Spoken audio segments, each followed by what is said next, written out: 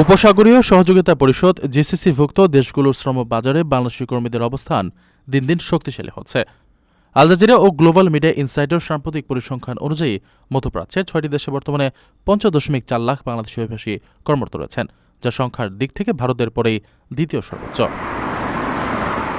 প্রতিবেদনে দেখা যায় জিসিসি দেশগুলোর মধ্যে বিশেষ করে সৌদি আরবে বাংলাদেশিদের আধিপত্য সবচেয়ে বেশি।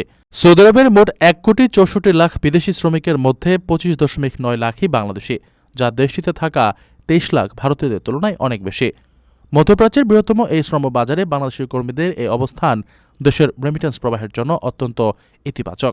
অন্যান্য দেশের মধ্যে ওমানে প্রায় ৭.১৯ লাখ, সংযুক্ত আরব আমিরাতে ৮.৪ লাখ, কুয়েতে ৩.৫ লাখ, কাতারে ১.৮ লাখ এবং বাহরাইনে প্রায় ১.১ লাখ বাংলাদেশি কর্মরত আছেন।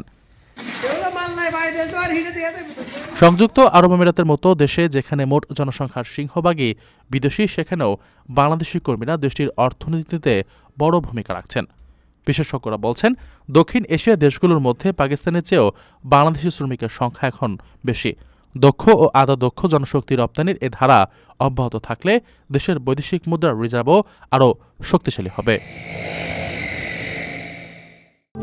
প্রবাসীদের জন্য নির্মাণ হচ্ছে দেশের প্রথম স্মার্ট সিটি, যেখানে থাকছে স্কুল, মসজিদ, হাসপাতাল, সুইমিং পুল, হেলিপ্যাড, পাঠাগার, জিম, সুপারমার্কেট, শিশু পার্ক সহ সকল নাগরিক সুবিধা।